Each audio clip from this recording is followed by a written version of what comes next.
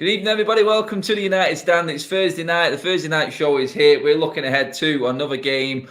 Burnley tomorrow night. There's a bit of other news going on around it as well. Obviously, concerns with the fans, what sort of reaction we're going to get. We'll talk about that in the back end of the show and get everyone's thoughts. We've give our predictions on our own little private group, but we'll just elaborate on that a little bit and sort of pick a team that we think is going to go out there, because Rangnick's been talking today. Me and Beth covered that earlier on while Beth was hosting. Do check out that video covering everything that Rangnick said, but he didn't really want to give much away. So we'll dig out what we can from that and then sort of try and put it into a team. And guys, get your thoughts across as well in the comments and let us know what you think is the best setup, because we will be touching on that and probably finishing with that when we get to the back end of the show. Alex is on with me tonight. Alex, away on holiday or just chilling somewhere, mate? How's life, pal? Good Christmas? Yeah, really good. Until that game the other day. I'm losing track of the days, but whatever day it was on, I was so drunk and so angry. And yeah, my in-laws and stuff weren't best pleased at the language I was using. Even in another room, the kids could hear it a few rooms away with some of that stuff. Bad dad. Yeah. I'm happy I missed the show, but yeah, I mean, it's. I'm not even. Beth, I mean, we spoke about this game a plenty since it happened. Everyone's seen my views on it, but I mean, since I seen you early on this afternoon, have you had a good day? I mean, to be honest, I've not really done that much. I've literally been thinking, like, what are we going to see tomorrow? We all have no idea, and it's going to be really interesting to see what actually happens. It's one of them where my score predictions we'll see later. I don't know. United have this knack of, like, they'll be crap, but then you'll still think they're going to do well next game. It's like that never-ending cycle, and it's just like, why do you even get excited anymore? But do you know what? Old Trafford tomorrow, hopefully we'll actually see something that's worth going there for. Yeah, that's it. If you don't follow Kev on his socials, you won't know where he is right now, but he's living it up. He's actually probably, I won't say the happiest United fan at the moment. I'm saying he's probably the happiest because have you got that nice jacuzzi outside there where you are as well, Kev, mate? The beer's flowing, the wines are there. Yeah, I mean, you're in the best position to take a hard-hitting, horrible performance, mate. I mean, how are you doing? I mean, it looks like you're having a great week, mate, apart from the obvious. I've just took it. Do you know what? I've had a night to think about it. I've been in a jacuzzi today, a couple of glasses of red wine, been down to Ballard, the town where I'm staying in Wales, and found a pub which it's named after Cristiano Ronaldo, which was called The Goat. Nobody's seen it on Instagram. I've seen it. Yeah. Kev, I've seen it. I've been loving the Instagram updates. You've been making me jealous. I want to go on holiday. Yeah, called into The Goat for a pint, and things got a bit messy. But now I'm home, man. I'm back to the lodge and all that, and we're here to talk about Manchester United. Can't wait. Yes. Well, there goes the mood. Anyway, let's get into it. I mean, the title of the video is The Headache. The headache, we shouldn't really be calling it a headache at the moment, because the general consensus and everyone's views after the Newcastle game was that Edinson Cavani was the shining light that came out of it, barring David De Gea, but this season that's a given. So, Edinson Cavani, Alex, I'll bring you up on this because I know you're a big fan of, everyone's a fan of Edinson Cavani, but it's this injury problem. The fact that we're all clinging to hope that we're going to have that 70-year-old partnership up front for a game this season. We've seen him once from the start of a game. Is it a concern now that we're probably not going to see much of that? Because he's being sensible for his age. He's looking after his body, Alex, but it's to the detriment of us fans not seeing him on the pitch, mate. And there's rumours that he may not even be available for tomorrow night. Well, to start anyway. Yeah, I obviously. Sai said it all. Have I cut out? No, mate. Your Sai said it all then in terms of. Sorry. I thought you said I cut out. Yeah, we mentioned this 70-year-old partnership, and I was talking to someone earlier on Twitter, like they were saying, like, oh yeah, he's like old, he's injury prone, and like who was the best partner for Ronaldo? And it's like, our best performance we've had this season, in my opinion anyway, is that Tottenham game. And who did we have up front? The one time they started together was Ronaldo and Cavani, and they played absolutely brilliant link-up play and everything. It could be, at that time, you could argue, playing devil's advocate, that obviously Spurs they were like the one team in the league worse than us with how they were under Nuno. But the signs were there with like the link-up play and everything. And it's I've said so many times on the show, Cavani, if he's fit, has to play. Obviously, a massive worry is when he's going to actually be fit. But even if it's 45 minutes, we just saw the other day, he played 45 minutes and he changed the game. He got us back into the game. But people complain about like, he wants to leave. With people like Martial or Pogba, if they want to leave, people get angry at them. But the thing is, with Cavani, even if he wants to leave, he's still going to try harder than every single player on the entire pitch, whether they want to be here or not. So, in my opinion, it's like Jay always says with like Bailly, play him when he breaks. And it's like the same thing with Cavani. I think if he's fit and available, you have to play him because I think he's so crucial to this team. And like Gary Neville was talking about the body language and like the lack of effort of all the players. But you just know with Cavani, he's going to give it absolutely 100%. And he's such a massive part of this team. And I just pray upon pray that the Barca room is a full start. I think they do genuinely want him. But I was thinking today, because I was listening to Rangnick's like Burnley preview, which is weird that it's only for 3 minutes long. But in that 3 minutes, like none of them, like they mentioned Cavani, but none of them mention like any of the Barca links, which is weird. Whereas with Martial, I know his agent actually said it. But it's like none of them have mentioned like to Rangnick about Cavani leaving. And it's like seems from what I've seen anyway, that the English press are a bit silent about it. And you'd think it would be because he's such a high profile player that it would be a big story. But they're just carrying on as normal. And they even used, I think it was Simon Stone maybe, like brought up about, is he going to be like a key part to your like playing staff like for the rest of the season? So I'm hoping he stays, because if he stays, like I said, he will be like a massive, massive part. And it doesn't matter about their age. If we're going to stick with this 4-2-2, then it has to be Cavani, Ronaldo. I mean, Kev, I know you're a massive fan of Edison Cavani. You've said on a few shows before you would play him ahead of the GOAT himself, Cristiano Ronaldo. Not dropping you in it there, mate, or anything like that. But, I mean, the way he's playing, mate, we cannot afford to let him go in January, can we, Kev? I mean, is he the best we've got up front? I would say, mate, and I swear I gotta have to stick by what I say because I got so much stick. There'll be people saying whatever. I've always said, and it makes sense. Cavani is a better number 9 than Ronaldo, and it's purely because Cavani has played that role all his life. Ronaldo has been transformed into a number 9, and I'm not knocking Ronaldo as a number 9. I just think as what Cavani brings to the team. And the fact that he come on last night, what he actually brings to the team is absolutely different altogether. I'm sorry, I think Alex is ordering his pizza there, is he? Yeah, I just muted him out. I've muted him out. Yeah, there he goes. Yeah, make sure you keep the pineapple off it. Anyway, carry on, Kev. Sorry, Cavani, I've said it. I've took stick for it before. I've said I would always choose him over. If you had to choose one, I would choose Cavani over Ronaldo. But you have to look at it, and I think Alex is 100% right. If Rangnick's going with this 4-2-2-2 and you're getting 2 players in up front, then it has to be Ronaldo with Cavani. And for the fact of the Newcastle game, I look at it and I think I'm a bit old school in that sense of looking at a game and thinking if he's fit enough to be on the bench, he's fit enough to be starting. I'm not down with that kind of thing. I just think Cavani yesterday come on and made such... an impression. Was it that loud? I was even covering my microphone. Alex, you were as loud as anything, mate. You were talking over me. I can't believe it. I'm trying to talk about Cavani. You're talking about pizzas. I'm so sorry. Love it, mate. Love it. But yeah, Cavani. And one thing I did touch on the fan forum as well, and I will say to you. And Alex is totally right in saying it. We do have players now like Martial that have stated they want to leave Manchester United. For me, Cavani, is professionalism, big word, I've got it in, I've said it right, can never be questioned and brought into doubt. Even if he has got his mindset on Barcelona or whatever, he wants to move, his family aren't happy and that, which is a big thing as a modern day footballer. To come on in a game like that last night, he will always give 100%. And I've always said it as well.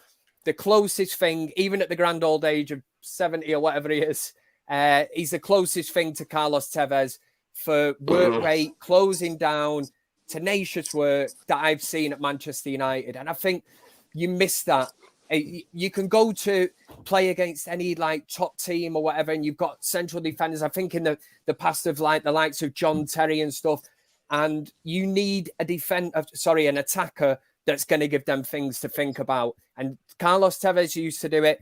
Cavani still does it now at the grand old age of whatever, and I absolutely adore him. I think he's give another year at United because he wanted to play in front of the United fans. And I absolutely love that when he comes out with comments like, I want to play in front of fans at Old Trafford. And if he gives us that, and then he gets his move to wherever he wants to go, then fair play. But as long as he gives 100% for Manchester United, I'll always love him, mate. That's it. I mean, Beth, we spoke earlier on about Cavani being the one shining light in that Newcastle game. He got 45 minutes and it was a different kettle of fish going forward. I couldn't make out what the formation was in the end going forward, but Cavani did have an impact. It was a bit chaotic, but you could tell by the touch. He gives us that extra option, doesn't it? But it's like we're looking at it now, and I'll get into the issues of COVID and squads and squad depth in a minute, but he seems to be sort of nursing himself. I mean, it is very professional. We're just very impatient that no one else can really take a leaf out of his book, isn't it, Beth? That's what it is. The fans just want to see the best. He is the best of what we've got in that position. I think we all agree. Are we going to see enough of him to see that impact, though, Beth? I mean, I hope so. Before I go on to that, I just saw a comment that said, "Big up Beth for doing an interview with Matic, Cavani and Tellers." I just found that really funny because you all... Matic, but yeah. Wait. Did you say Tevez then? Did you say Tevez then? No, Tellers. So Kev's Tellers, you're Matic and Alex is Cavani. Tevez would have been the short straw there. Alex, you know what you're gonna have to do, Alex, right now, and everyone in the comments, you're gonna have to let that hair go, Alex, mate, to carry on this whole show, mate. If you're gonna do that, you just get it. There it is. Eddie's in there. I can put this on my CV. Interview with Edison Cavani. They'll never know. But anyway. Getting on to Cavani, yeah, like we said earlier, his work rate is just different levels to anyone in the team, and it's like you would understand because he is the ultimate professional. He's been the ultimate professional for many years in his career, so he has got the experience to go with it. But it's just the fact, like, even saying to Ralph, I'm not comfortable to start like from the beginning of the game. And I think it's because when Cavani, every time he goes out onto the pitch, he has certain standards that he has to meet, and he has to be fully fit to be able to play the game he wants to be able to play. He's not going to come on the pitch and walk around with and not be able to do everything fully because he's got an injury. He's just not that type of player. So when he's fully fit, it's because he can do everything he wants to do. His work rate, his closing down, the runs he makes, and also as well his intelligence, like we were speaking about. It like you've got to be really on your feet and really in the know to make the runs that he does. So all game, he's got to be completely switched on. It's high concentration levels. And I just think if we had 11 Cavani's out there on the pitch, then we'd be up there. We'd be doing really well. But unfortunately, we don't. And I think like Alex has said a few times, I'd like to see Cavani and Greenwood back together. I feel like he influences Greenwood's game really, really well. And it's like when he went over to Rashford and encouraged him the other day, he's just that senior figure that a lot of the players can really admire on the pitch and take leadership from. He's a proper leader. All our big games, he turns up, and every game he plays, he turns up. It's like in the Europa League final, he was one of the only players that turned up. And I just think he's such a massive part of the team. And whenever he plays, we seem to play a lot better, and it's going to be a shame when he leaves, but hopefully we can get as much out of him that we can. And I think he's one of them where Ralph is just going to have to play him when Cavani says he can play, and that's all you can really do. But the more fit he is, the better it is for us. I hope he does start against Burnley. Can I just touch on something that Beth just said then, actually? And that's an interesting take. When you said that there was an instance yesterday where Rashford and Cavani sort of looked over to him, there was a certain instance I thought Rashford was terrible yesterday. And then you've got a player like Cavani that kind of looks at him, and he's trying to encourage him. And I look at it and I think these players should be feeding off Cavani, and the fact of the stature of the player and that. I don't get that, Manchester United. And I said that in the fan forum the other day, or last night. I don't understand why these players aren't looking to the likes of Cavani and that. Even go back to Ibrahimovic. Why they're not looking and thinking, I need to learn and feed off these players. I think I don't know whether it's a modern day football kind of thing where maybe Rashford's in the comfort zone and he's thought, do you know what? I've made it. I've got the big contract. I'm there. I don't know. He should be willing to learn, Rashford, shouldn't he? For Christ's sake. Yeah. And I bigged him up, Rashford. I've done all that, you know. I get what he's done behind the scenes and that, but as a Manchester United fan, you have to separate, and that's where we are as United fans now. We have to separate that now, and we're talking purely about what he does on the field. Brilliant what he's done off the field, but some of the looks, you know, when Cavani looked at him, I thought, you should be looking at him and saying, right, fair enough, mate, I need to up my game here. And from some certain players, I don't get that. I think it's quite worrying at the minute. Yeah. I mean, the best look was Ronaldo's just look of pure disgust. I can't remember what he did, but just like someone's made a reel of it. Like the camera panned in and Ronaldo just looking at him, like, yeah, fuming. Yeah, I mean, Alex, I'll bring you in on what Kev just said there. Actually, mate, I mean, when you think about it, when you go back to Rashford's career, I mean, let's just reel off the players that he's had to play with. Likes of Ibrahimovic, likes of Cavani. These are two of the best strikers to play the game of football. Let's stand up there in world football, mate. And you would have thought, like Kev said, that they would have learned off that. But is that a problem? Because I said it the other day. I said, Martial dropping out of this team coincides with the drop in form of Marcus Rashford. Them two together, with no pressure of the big name around them, played better. Martial disappeared off the planet when Zlatan turned up. He did the same with Cavani.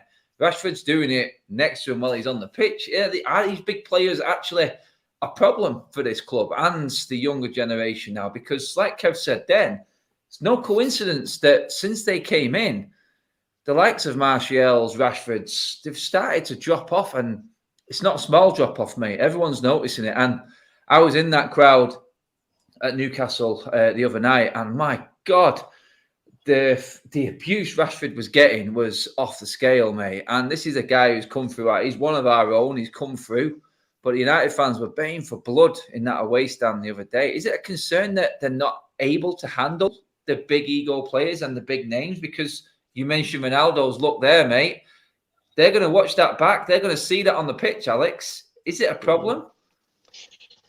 It is like the decline of Rashford recently is really weird. It's like if we criticise Martial for going missing since the big names come in, then likewise we have to do it for Rashford as well. And it's weird, like with when Cavani came in, he seemed to have been able to play with him. I know Martial couldn't, but with Rashford he could. And then it seems with Ronaldo he can't, and Zlatan can't. So one thing about when we signed Ronaldo that I was kind of worried about is like thinking back to the Zlatan days. And if you remember, we seemed to become like so one-dimensional because we just knew constantly just get the ball to Zlatan and Zlatan will do something. And it seems the same thing now.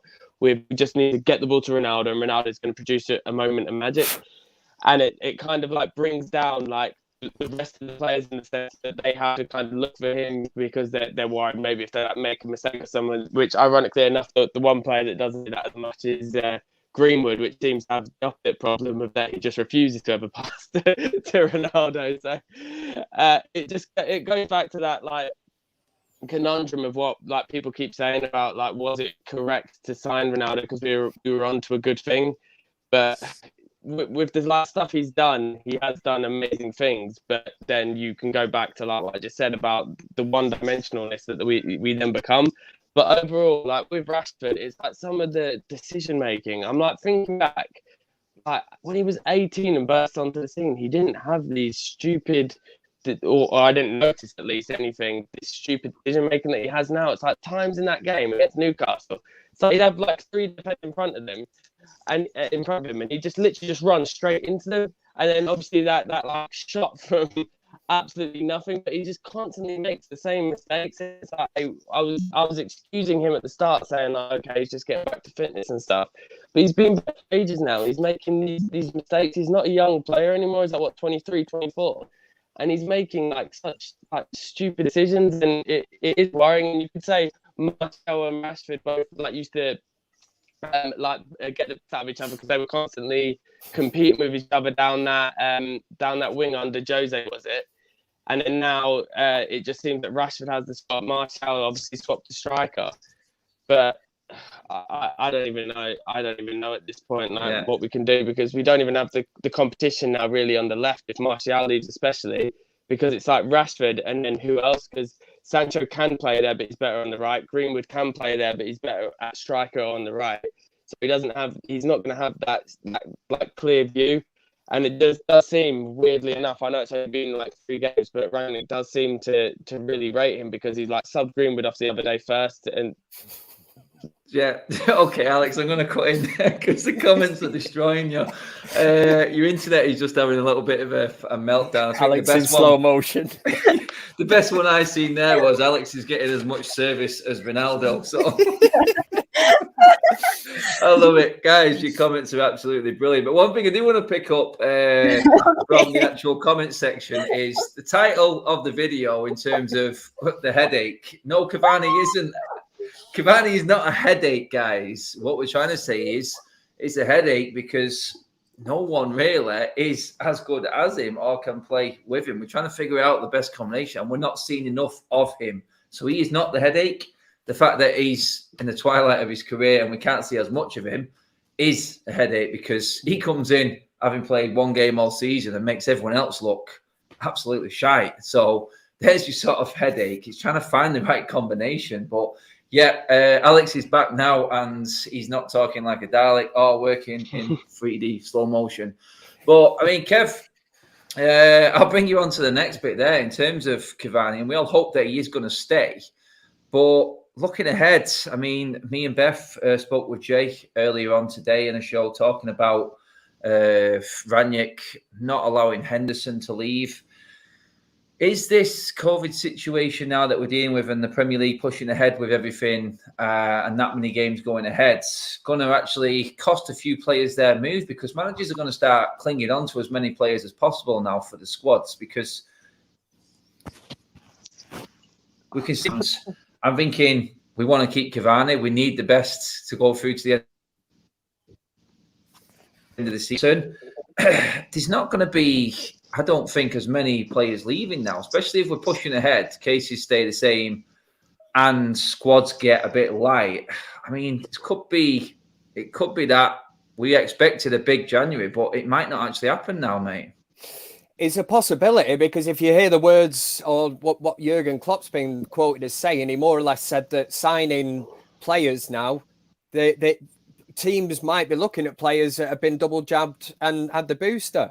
So certain players might be ruled out of getting a move because of that. And it will do, won't it? Because if clubs are getting wiped out, and there is no doubt that the fact that we haven't played since that Norwich game to yesterday has made a massive difference on performance and everything to try and come back from that. But I would agree. I think it's going to make a huge difference on the Premier League.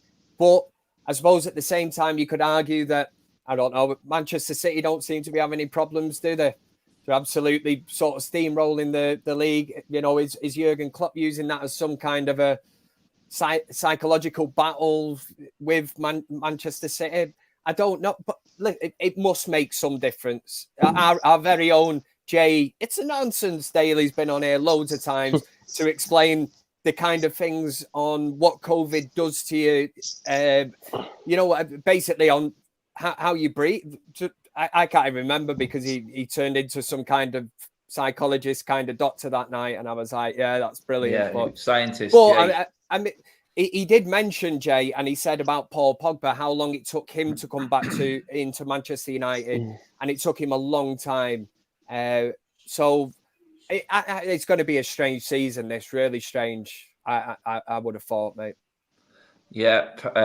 I mean, Beth, can you see this all affecting the transfer window now? Like Kev said, then what Klopp was saying is interesting, with certain players not being allowed in, and then obviously managers trying to hold on to as many players as possible, especially the so-called big teams, Beth, because not being able to replace players and then their squads being depleted with COVID brings them back down to a level playing field. And we can't have that, can we now, as these big clubs? They like to have that little bit of an advantage all the time. And I do see it being a problem. Can you see it now hampering a few of these moves in January that we thought might happen?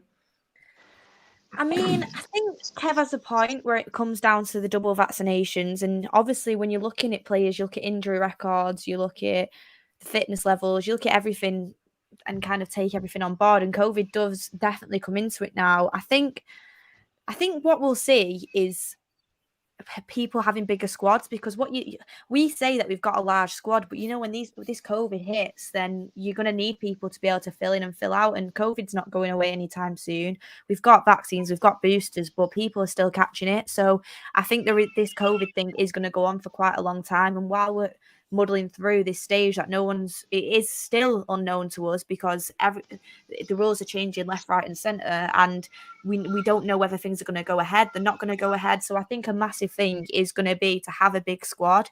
I do kind of feel bad for the teams that have less money and don't have as much quality and less of a squad depth than the big teams have, because it is going to be a harder graft for them. So I think what we'll see is, I don't know, like you said, when players want to leave, outgoings might not be as big as we think, because when you look at Ralph saying that he wants 3 first team quality goalkeepers to pick from, you look at the rest of the squad and you think, wow, you're going to need backups elsewhere as well. So I think the people that want to leave are going to have a struggle getting out if we don't get the replacements in. And Jesse Lingard and Paul Pogba, as bad as it sounds, leaving on a free is probably one of the only ways you can kind of get out nowadays, because like the club said, they were looking at the Martial move, but if they don't get the right bid or something like that, they're not going to let him go, even though he wants to go. Like Rangnick said, it's still not, a decision hasn't been made on it yet, because say Rashford, Greenwood end up getting COVID, Cavani's injured, you've got Ronaldo, that's it up front, you're going to need backup. So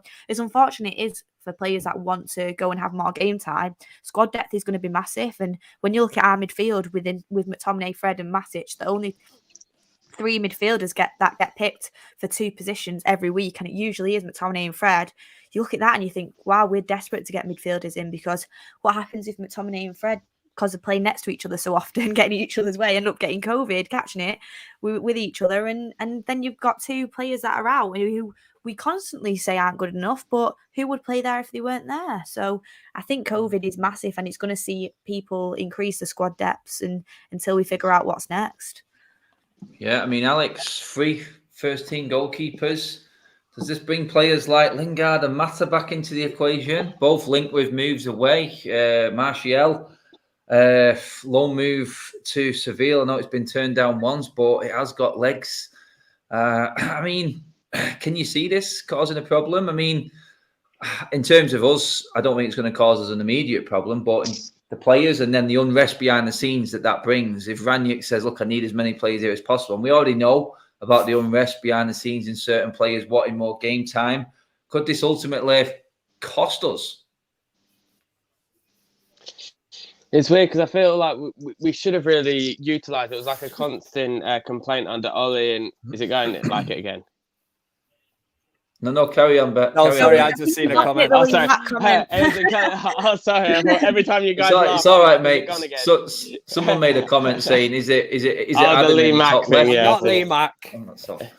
Yeah. Sorry. Anyway, it's like a weird one because we constantly complain about like the squad not getting utilised properly under Ollie, and then the same thing seems to be happening under Rangnick. Everyone thought that like Van der Beek, especially, was going to instantly come in the team under Rangnick, and obviously that hasn't happened with Lingard. I think his situation has been weird. I don't really understand it because when he has come in for quite a few of the games, the odd time that he did play, he was like scoring or assisting, and he was playing well. I know against Young Boys he cost us the game, but apart from that, it's like I feel personally that he is a useful addition to the team. With Mata, he's past his best. I feel like he's someone we've misused over the years, but he doesn't really cut it anymore at the Premier League level, in my opinion. But I wish him all the best, and I think he would do really well in Spain.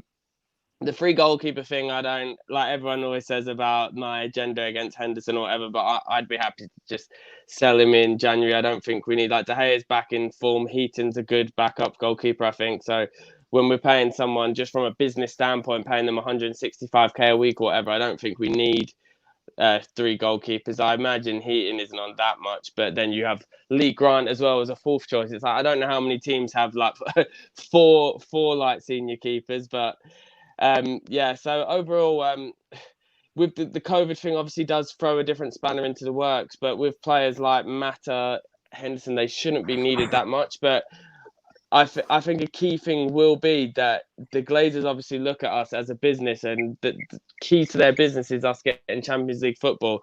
And the only chance of us getting Champions League football at this point is if we get a proper midfield. So I think we need at least one. We're not going to get an elite level, but a decent level midfielder to bring in. And then to do that, if you were to sell someone like Henderson, 165k wages is a lot of money off the wage bill that they then could bring in someone really good. So you could look at it as just, yeah, okay, we will replace someone, but we were on like kind of a buy to sell type thing. So we won't just sell people just to lower our numbers, but as long as we replace them, I think we'll be good. Can I just throw one in totally? It's on topic with the COVID thing. I was reading the other day, obviously, was it Burnley manager, the man with the mad voice? Dash. Teams like that voted against having 5 substitutions in the Premier League. Now, don't get me wrong, against Newcastle, if we could have had 10 substitutions at half time, I'd have made 10, left David De Gea in goal and took the rest of them off. But I think a lot of teams, especially the lower half teams, totally underestimated this rule. And if they could have voted in favour of having 5 substitutions, I think they looked at it thinking the top teams have much better squads and they would be able to bring on, like 5 really good substitutions.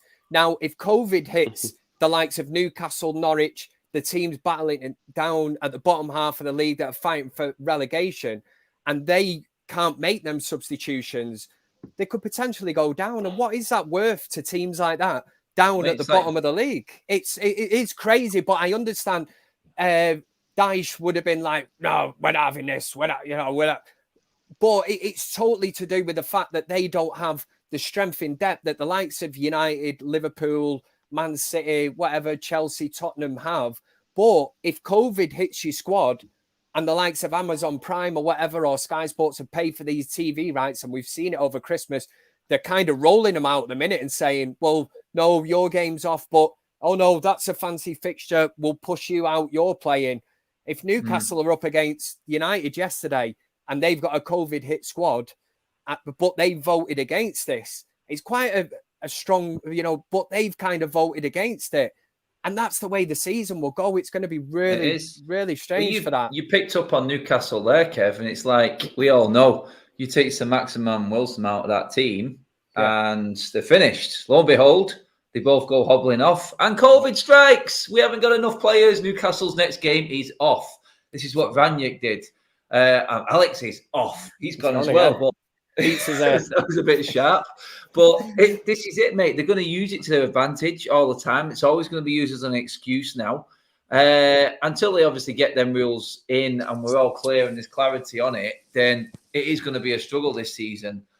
I just don't want it overshadowing it, and we don't want another excuse. I mean, Maguire's already sort of half used COVID as an excuse for the performance against Newcastle, which he can go and stick up his ass. I mean, it's ridiculous. But, I mean, it is going to be troublesome, especially for them teams. But you look at it and you go, we just need to get this season ahead. And then does the season lose its importance because we're just saying, look, bring in the youth players. It is unfair, but it's a tough one to call. It really is. It's going to be hard to balance the rest of the season. If it carries on like this, where it's like 2 or 3 games every single week that are called off, then it is going to get troublesome, and it will be interesting to see after this weekend and New Year's what the Premier League does, and if anything does get put in place. It's a scary thought. I don't want it to, although I was looking forward to football coming back, and then I went to Newcastle and I kind of wished it didn't come back. So yeah, that kind of kicked me in the arse big time. But I mean, guys, we have got Burnley tomorrow night. It is. I'm not going to say it's a massive game because it seems to be a massive one every week. I'm sick of saying it.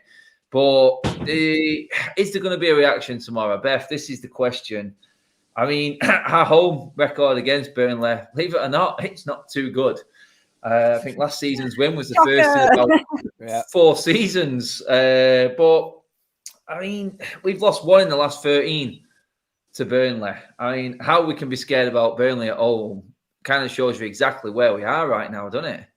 Do you know what it is? It's like I feel like we always play Burnley exactly around this time every season. We're always struggle at this time of the season, and that game where you're like, God, we've got to win this one, surely. And then you go there, and then you get Mark going, bloody Burnley, and you're just there like, how have we managed to lose this one as well, or how have we managed to draw this one as well? And when it comes down to the COVID thing, just quickly was going to touch on that. My last thing I was going to say is, realistically, every team's going to have some sort of hit at some point. Everyone's in the same boat, so. I mean, I think just get on with it as best you can. It's not as if like certain teams in the league are completely immune and certain teams aren't. Everyone's going to have to deal with it at some point. But moving on to Burnley, who, I mean, they've not played, have they, in quite a while. How long has it been now for them? I think it's been about a week or so. Their last game got called off against Everton, I think, wasn't it? So, was it Everton?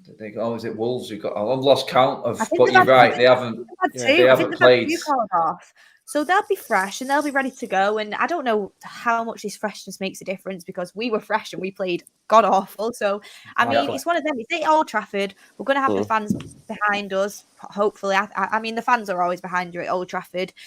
What United have got to do is they've got to start the game well. I'm sick of seeing United go into games and instantly we're on the back foot, negative, and then we get caught in possession, sloppy football, and then it sets the tone for the rest of the game. And then it lets the other team think that they've got a chance and it gets them onto you. And what United have got to do is shut Burnley down straight away, keep possession for a bit, and get some chances with what I want to see against Burnley. And Burnley are quite a defensive team.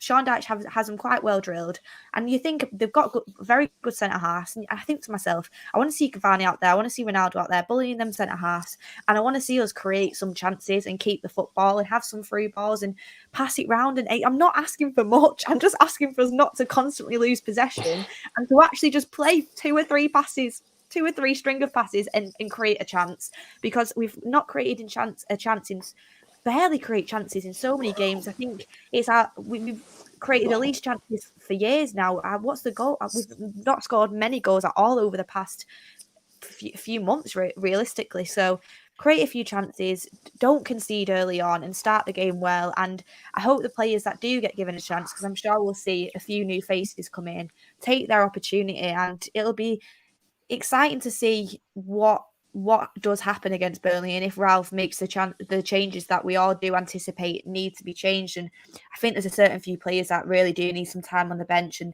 they need to sit there and reevaluate how much they actually are giving to this team. And players that are training well, apparently they're complaining, but players that are training well deserve their chance, and hopefully we end up getting this curse of Burnley out of the way, and we end up beating them and continue to improve from there. January transfer window is what I'm waiting for. I know, Adam, you don't think we're going to get a midfielder, but it's crucial. I think we'll see that again on Thursday. We're not going to stop seeing that. No, I mean, Kev,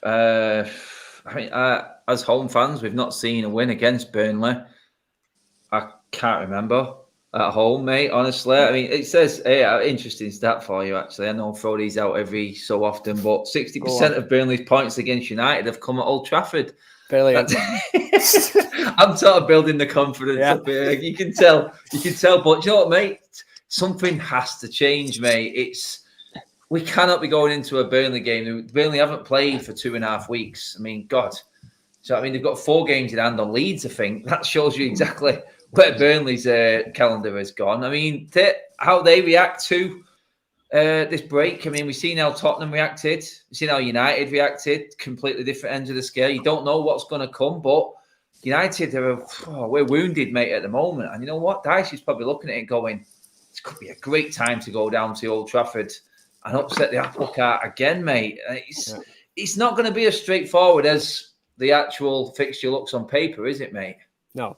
And from Dyche's perspective, again, something we spoke on the fan forum about Manchester United at the minute is this kind of underbelly that can just be tickled very easily. And it's the fact of now, if you're Dyche, you're looking at Manchester United, and if you know for a fact that Rangnick's going to stick with McTominay and Fred in midfield, as Dyche, you'd be looking at that and going, right, we can get at them. Now, even if he's stuck with Tellez and Dalot, there's gaps there to be exploited. Again, if Varane plays, which I was quite surprised to see him start against Newcastle. I'm thinking he's just come back from injury. Maguire seems to keep his place in the team, which I certainly do not agree with. There's gaps all over that team. And we go back to the Newcastle result was hard to take because it felt like a defeat. But I had to reassure myself we actually got a point from it. But for Manchester United, it isn't good enough. And on the performance of it, you look back and you go, right, we just drawn 1-1 with Newcastle. You know, this was their big game or whatever. I don't mind. The big thing from Newcastle was they fought like a team, 11 players going out there battling. We've not had that for years. And I mean literally years, where a team has gone out, fought on every front, battling for every ball. At the end of the day, they are not better than Manchester United because man for man, they're not better. But if Man United just raise the game, I mean, for Christ's sake, I'm just hoping this style of play kicks in. And I'm not one of them that I knew this is going to take time for Rangnick's ideas, philosophy to kick in. I wasn't expecting it to happen over 3 or 4 games because we've had Ole Gunnar Solskjaer in charge of United for 3 years. 3 years of our Manchester United supporting lives. We've give Solskjaer that time.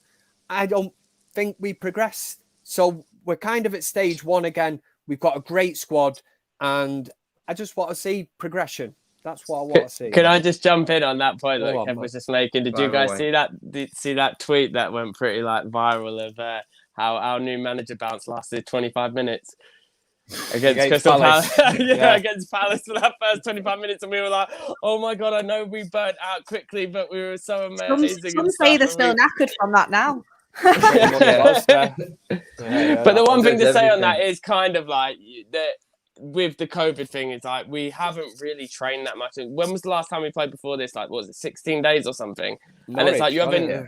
Yeah, but Norwich was how long ago? It was like about 2 weeks ago, wasn't it? It was 2 weeks. And it's like 16, so you have a new manager come in with new ideas and stuff, and then it's like they've barely had any time on the training field. And it's like if anyone was having a go as well with Varane for his mistake, it's like he's been out for like 3 months, hasn't even trained barely, and then just got thrown into the deep end. So it's ridiculous that anyone was criticising him. But yeah, like the overall performances because of the lack of training, it's like you can kind of give them a bye, but then if they go against Burnley and play the exact same way, then that's when you ask major questions because it is worrying about the leaks that are coming out of this team constantly throw people under the bus, and the leaks we had it before under Jose and then towards the end with Oli as well, and that we need to find out who this mole is because I assume it will be the same person. Just too many players from the Jose era, but from the Oli. I wonder who it is. Yeah. Too many players underperforming on a regular basis. There's too many so-called in the know sort of journalists who think they are the be-all and end-all of giving you information about Manchester United. But do you not think with like specific stuff like this, it kind of is? Well, we don't even know if it's real, mate, do we? We don't know. It's real. I always talk. Beth asked me before. Beth asked me before about Maguire. And I said, I don't think it's true. I don't think the Maguire story can be true. If it is, then this one up today. He's slapping. Nah, it isn't. What's the Maguire story about him going more into his shell since Ronaldo came? That one. Yeah. I mean, stuff like that. I mean, I cannot believe that. I mean, if that, we'll never know if it's true. But if that is true, I mean, Beth, you asked me before on this, and I give my opinion on it in a very graphic way. I would literally go and smack the man in the face and say, seriously, you are not fit for this football club. But you can kind of, you cannot. Do you not think it's someone else leaking it about him, though? It's an easy story to write. If it was, I don't believe it. A lot of things are over exaggerated, and Man United gets clicks and views. I understand that, but I don't know. He's just very. Well, all you do is pick the best player at Manchester United, which is Ronaldo. Probably one of the worst at this moment in time in the first team, which is Harry Maguire, who also happens to be captain of Manchester United. And then you just write this story where it's like Ronaldo, who's won everything, Ballon d'Ors, Champions League, Premier Leagues, whatever, Spanish La Ligas, and then just go against that. And it's more or less, right, Ronaldo against Harry Maguire, what have you ever done? And that's where the friction starts in it. And then it's very easy to say, a mole or whatever it is, a source close to the club said this. And that's your story. Then. I do fully understand your point, but it's like, for example, if it was in like, say, my job, and then like from some twist of fate, some CEO in my same sector just got demoted down to my level or something, and then he was like my colleague, and it's like, what am I going to tell a CEO? Like, do you get what I mean? It's like that someone like that much more like better than you. It's like, how is he going to lead Ronaldo? It's like, why would Ronaldo listen to him? He just turns to him like, what have you won? You know, the thing is, we were talking about this earlier, Adam. We were saying, like, as a captain, as a leader, you shouldn't be fazed by anyone. No. Of course, you can respect the fact he's won all these things. That's why I don't believe it, Beth. Yeah, that's the thing. And like you said, that thing coming out about don't want to drive home at 5 p.m. in the dark or something like that. It's very easy when something like that comes out to just add another story to it as well. Do you know, at the same time? So it might be probably one of them things. But do you not think of like how these players are, of how like it was like the rumors going around of like Ollie was like too nice and stuff, too nice, and then suddenly like they had to have harder training sessions with these players. It wouldn't surprise me at all. No, I wouldn't be surprised on the training side. Yeah. The training side of things, I would not be surprised at all about the players moaning, because we've seen it on the pitch. The proof is in the pudding. When they go out on the pitch, it doesn't look like they're ready. So I would kind of believe that. But everything else, it's just too easy to make a story about Manchester United. And I honestly do not believe the crap that's coming out, which I think it is. I do think it is column filling. If that, sorry, just to cut you off, I was going to just say quickly, if that performance with the Newcastle performance came under a manager, like say Rangnick had been here for like a year or something, people would say, oh, they've down tools, because that lack of effort, and you can say it's a lack of match rhythm to an extent, but that was just absolutely disgraceful. The only thing you can say is the excuse that Harry Maguire did use, which I would never come out and use if I was a captain, even if I did think it. You just hold your hands up, wouldn't you? What he did say was that obviously people recovering from COVID, they're not got the fitness. And do you know what? To an extent, you kind of have to look at it and say, you know what, fair enough. Because as Jay was saying, like you said earlier, like it does affect you. It really does, especially coming back that quickly. But then we don't even know how many people had COVID or who had COVID. So it's hard for us to kind of understand what's going on. And I don't know, maybe the training sessions are just so hard, like Jay said, that they were all knackered. Well, I'll be incredibly concerned because, like I said before, Beth, when Conte came into Spurs, they were running a combined 100k as a team. Now they're running 120, and they look totally fine. They're a worse team than us. So I do believe that there is a bigger issue, and there is a mentality problem within this playing squad. And like I said, then with the COVID restrictions and whatnot, it's like, who can we actually get rid of? Because until players start to go, I don't think that's going to change. But getting back on to possible changes, Kev. We know that Fernandes is out. There could be a possible change at the back. We don't know. Bailly's back in contention. First of all, mate, how are you setting that, let's say, the twos up top? So where Bruno is, and then the two up front, mate. We don't know about Cavani, but I'm guessing it would be Cavani and Ronaldo up front for you. Who are you playing just behind them, mate, with Fernandes out? Is it a Donny, or would you do it differently? Do you know what? I'd love to see probably Donny and Sancho. If Fernandes is out, and listen, I love Bruno Fernandes, and again, we've debated this before, and I say, when he came into Manchester United, I think he made just as big an impact at Manchester United than Eric Cantona did. I'm quoted as saying that. Now, all right, we've not won the trophies that we did while Eric Cantona was there, but I always argued that the impact he made at Manchester United was that huge that what you have to look at is the teams that they walked into. Eric Cantona walked into a team, he was the final piece of the jigsaw. Bruno Fernandes walked in at Manchester United, and we were nowhere near that. He just raised the bar for Manchester United. And God knows where we'd be without him. I think he carried us for a large part of the season. But at the moment, if I need to call it out, look at it, he's bang out of form. He's trying to make things happen. Do you know what? Maybe it needs a change. Rangnick needs to look at that and make a change. Now, you've said that he might not be in contention. Is it an injury, is it? Suspended. He's suspended. So there you go then. So blessing in disguise. If he's not in there, then here's your big chance to change it up. And we banged on as United fans and said about favouritism at Manchester United and all that. Here's your big chance. Now, what I would be opposed to is the fact that, let's just say he changes it up and he brings in Donny van der Beek, who a lot of Manchester United fans want to see. Personally, I don't believe he's ever had a bad game for United. Let's just say he comes in for this game, plays really well, and then the next minute, Fernandes is back. He's out the team.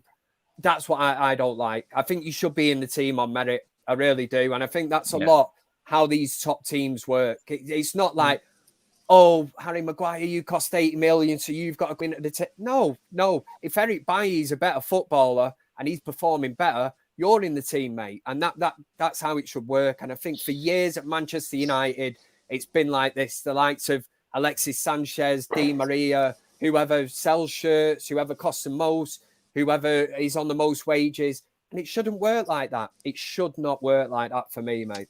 It's funny, Beth, because it's like I can see the comments and everyone jumping on the Bruno bandwagon, going into him. And I'll just remind everybody about what Bruno said when he first came to the club. I'll see if you like me in another year. He knows what kind of game he is. He knows what kind of player he is. And he's been proved right, in effect, because everyone's turning on him. And it's making a lot of fans look like, I'm not going to slag everyone off, but you've got to take it for what it is. At the time, he was a breath of fresh air. Systems and managers change. Players have to adapt. Does the fact that he had, like Jay said, in his eyes, a better second half deeper, bring him into this system in that role, Beth? Because we know he's got more energy than anyone in our team. Stat-wise, he puts in more miles than anyone. He just doesn't use it in the right way. So now we're hoping he can be coached into it. Is there a place out of that front four? But could it be deeper? Because he seems to be better when he's controlling games. He keeps it more simple and isn't forcing it as much when he's in that role further forward. He is going to have to adapt like a lot of players, Beth. Is there a case for him dropping in when he does come back? And who would you bring in for him for this Burnley game as well, Beth? With Bruno, I can understand why people are frustrated with him at the moment. I love him and I'm frustrated with him. But at the end of the day, people are so quick to forget, aren't they? It's like, who carried us for the last 2 years, literally? Since he's come into the club, he's just he's the reason we are in the Champions League this year for me. So, do you know what? I think the reason Ollie had his job that long, Beth. You've got to give credit where credit's due. He came into the team and it's the biggest impact I've seen from a signing for a long time. And yeah, he's in a bad patch of form, but when someone's in a bad patch of form and has done the things that he's done previously, as a fan, in my opinion, you shouldn't criticize, or you shouldn't slate him constantly and say he shouldn't play for Manchester United anymore. We need to sell him. You should get behind him and hope he gets into that form again. And yeah, if he needs benching, he needs benching. I'm Bruno's biggest fan, but if he needs to go on the bench, he needs to go on the bench. I agree that his attitude of late isn't the same as when he came in. I think he's just so hard on himself that this is why you're seeing this whinging and attitude and stuff like this. And I agree, sometimes he talks back a little bit too much, but do you know what? At least he's got the passion. At least he wants to win. And I want to see a bit more aggression from a few other players as well. And instead of moaning at each other, they should be encouraging as well. But you've seen stuff come out, like Bruno's encouraged Lingard through so much. He's encouraged Rashford. He's a great person to have at Manchester United. And when he gets back into form, people who are slating him now and saying we should sell him, I think it'll just be a little bit embarrassing, to be honest, because I think he is one of the best players that we've got at Manchester United. Whether you play him in a deep role or not, I'm not sure. I very much have enjoyed seeing him play deeper recently. I think he massively did improve when he played deeper. But then again, you're watching a god-awful performance. So when you look at him, you're going to think it is better. But I agree, he's got the most energy. The thing is, I would 100% be up for playing him deeper if it meant he still had the freedom to make them runs into the box, if he still had the freedom to get further forward. On that, Beth, we've seen how far forward Fred was getting and constantly giving the ball away. So why can't Bruno do that role? Exactly. I would love to see that. And Bruno is one of them players. You can't completely constrain him. You have got to give him a little bit of free roam. So do you know what? If you played Bruno, and he's played it before, like you said, you'd have to get a really good CDM in next to him, I do think, for it to work fully. Why not try it? Do you know what I mean? I think he could definitely pull it off. And I think the only thing I wouldn't want to see is sometimes for Portugal, when he plays that deeper role, he doesn't kind of have the same creative aspects as he does for us. But maybe that's just because we were relying on him for so long that everything just was coming through him. But I would like to see it. I think anything at the moment needs to be tried, and I definitely think he would put in a better performance than McTominay and Fred in that role. I'm not going to lie. He's just a better player and a better midfielder, in my opinion. When it comes down to who's going to come in from it the weekend, I've had a little bit of a think about it, and people are going to massively disagree with me on this one, but I would like to see Donny and Matic play as the two. And then in front of them, in the other two, I would actually like to see Sancho and Martial. And people are going to be like, Martial's leaving, Beth. Like, get over it. Do you know what I mean? But I do think Martial, he's been left out of the team for quite a long time. I think he looks after the ball very well. I think him and Sancho could have a good relationship in that 10 role. We know he can play a little bit deeper. And I think his hold-up play is great. And I think when in a team that you're going to need to keep the ball a lot and have a lot of possession, I think he's going to be massively important for that. If you're playing Lingard in that role, I don't think he's as good as a player as Martial personally. And I also think against Burnley, out-muscled quite a lot. I'm not sure. I just prefer Martial as a player. And then as my two strikers, I'd have Cavani and Ronaldo. And then obviously Cavani's not going to be able to play the full game. I would switch Greenwood in for one of them towards the end of the game. I think Rashford needs a little bit of a rest, or you could possibly bring him on as well for possibly Martial or something later on in the game. But that's what I would do regarding that situation, because you know what, even though Martial, he does want to leave, he might not be, and I think he's a good player. You should utilise him. Sorry, I was just going to say it's the physical aspect against a team like Burnley, isn't it? Where you look and sometimes you think you have to match them up like for like. And for no shadow of a doubt, I mean, Matic, with no disrespect to Matic, he's the best of a bad bunch, isn't he, really?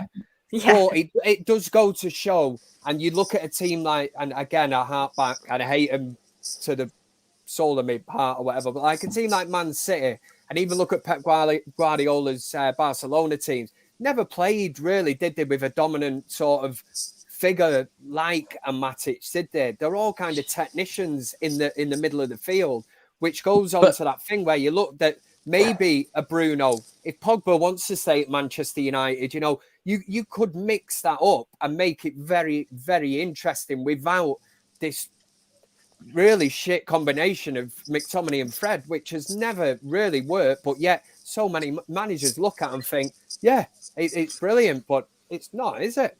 Do you know what, as well, when Pogba comes back, I mean, not many people are kind of split on Pogba. You could play Bruno in the deeper role with a CDM and then have Pogba is in one of the 10 roles, because Bruno he's probably fitness-wise can get up and down the pitch a little bit more, especially because Pogba's been out from injury. So you get to utilise both of the players. And when I said about Rashford being benched before, I've said it time and time again, so I'm just going to say it again.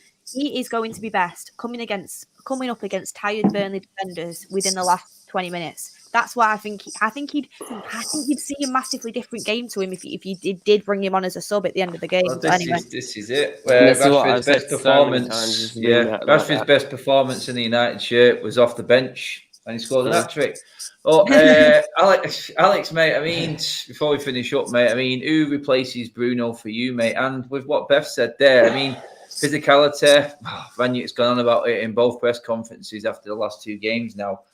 Martial, you wouldn't sort of put in that category of a player who's robust and up for that sort of game. But his record against Burnley is decent. He scores a lot, doesn't he? Very, very decent. He's got a great record against Burnley. So there's a shout for it, is there not? Yeah, for sure. With the point in a dream scenario, if everyone was fit, the one player I want to see in this formation is Pogba coming in that number 10 role. When Ollie first came in, and he was playing that further up in the pitch, he was brilliant. And obviously we've seen him from the left-hand side. He's done brilliant as well under Ollie. So it will be really interesting to see if he comes in on that like left-hand 10. I don't know if we'll go Pogba, Bruno, Pogba, Sancho or something like that, but it would be something that I am really interested in seeing. Sancho sounds decent, doesn't it? That sounds really nice. Pogba, Sancho behind Ronaldo and Cavani. That just sounds like unreal on paper. But would you play Bruno in the deeper role then? I would.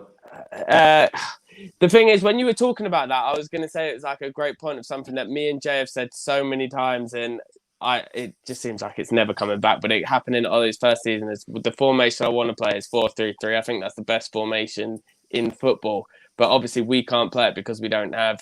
If we had Matic from 5 years ago, maybe we could play it. But with this current thing, you'd think with the players we had, if we in January by some miracle signed an elite anchor man, and then you played a 4-3-3 with whoever that is in the 6, and then Bruno and Pogba either side, and then say Sancho, and then Martial, Cavani, Ronaldo, whoever you want to play, or even you could play Cavani wide and Ronaldo and then constantly interchange. We would have a sick team on paper, but it's just this team reminds me so much of, I was thinking about it last night, of you guys will all remember it, of the England golden generation, of how we had like a world-class player in every single position, but they had absolutely no team chemistry whatsoever.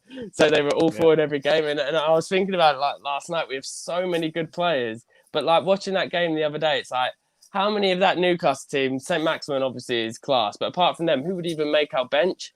And they were absolutely like trashing us. And the same happened with Norwich. It's just insane. But sorry, to get back onto topic, he never even came in my mind, because I was just going to do the lazy thing and chuck Van der Beek in there. But I actually like Beth's idea of Martial. If he's fit and available, you can say, okay, yeah, he wants to leave, but you could, lots of times people just put players in the shop window, don't they? So he might, if we only have this severe offer at the moment, he might play his heart out. So points matter at this point. If he wants to leave, then who cares if he's still going to put in a shift, I think. Yeah, I mean, there's even a shout for Greenwood coming into that role. I said that earlier on today. Greenwood's in behind Cavani and Ronaldo someone as well. Who was it? I think it was like Sylvester. No, it wouldn't have been Sylvester. I can't even remember. But some. Oh no, that was it. Sorry, Quinton Fortune. It said before that he was like watching our youth team, like Greenwood, from all the way up, and he was like saying that I don't agree with it, but he said that number 10 was Greenwood's best role. So he can play there. And he averaged like an assist every 2 games at that level. Obviously, it's a different level at senior level, but I think he can play in that deeper role. It is central, and it is better with Greenwood in a central role. I think we all agree on that one. Guys, that pretty much sums up the video for tonight. We're all looking forward ahead now to Burnley. Hopefully, our prediction... Oh, actually, no, quickly. Beth, what are you going to go with score-wise for tomorrow? Let's get them in. See if we all get any close to the score. On the chart, I've gone with 2-0, but do you know what? I'm going to stick with 2-0, even though I feel like we might concede, but I'm going to stick with 2-0. Kev, what are you going with, mate? I put it in the United stand group that United will win 2-0, but can I just say, if anyone wants to take my advice, the previous game against Newcastle, I said would be absolutely no problem for United, and we would win, I think, was it 3 or 4-0 or something like that, so... Just think about that before you listen to it. Alex, what did you go with, mate? Yeah, I didn't want to give away trade secrets. I thought you guys were just going to be suddenly like changing your results from the WhatsApp group. But yeah, I'm good. I said 1-0 in the chat, and yeah, I'll stick with 1-0. But it wouldn't surprise me if it was 1-1 again. That's it. 1 clean sheet in 13 at home. It would say that we probably would need to score more than 1 goal to get the points we need in this game. I look at us and I think I'm actually surprised we are where we are in the table, you know. I know. It's like the Newcastle game. Just to touch on your point, Adam, you say we had 1 clean sheet in 13 games at Old Trafford, but who did that clean sheet come under? And how many games has he had at Old Trafford? There you go. Makes you think. That's it. 1, and it was the last game there under Rangnick. So I'm hoping for a better game than a 1-0. I mean, I went with 3-1. I just think we need a reaction, but we'll see. It all comes down to tomorrow night, guys. 8:15. Thanks, Amazon. We'll see you there. Obviously, the guys will be on for the fan forum. Beth, are you at the game? Yeah, I will be there. I'll meet up with you after to do the fan vlog and stuff. So yeah, tune into that. Hopefully it'll be a positive one this time. Please, someone just give me some positive people to talk to. That's it. Cheers for coming on, Beth. Always a pleasure. I can go and watch the rest of the games now, and obviously a good show as always. Yes, Kev's got his swimming shorts on. Yeah, swimming shorts on. Kev, jacuzzi ready to go. I'm not standing up. I'm definitely, the minute I've logged off, I'm straight out the door and back in. I've got the Mankini on, man, the Borat phone. I don't want to distress anyone. Too much. But Kev, cheers for coming on, mate. Thank you very much. Alex, everyone's been loving the hair tonight, mate. It's going to have to be a permanent fixture now, pal. This. Yeah, and not to be outdone by Kev or anything, but I like your thinking. I'm going in the hot tub as well straight after this. Baywatch style. It's just wrong, isn't it? It's wrong. Not happy with you two, but guys, that's it. Do give the video a like on your way out. Share, subscribe to the United Stand as always. Thank you so much for the comments, the super chats, bang on point in the comment section as always. We'll see you tomorrow, guys. There's loads going on. Obviously, Mark's watch along as well. Tune into that and then check us all out after the game as well. We'll see you then, guys. Hopefully, it's with a United win. Fingers crossed.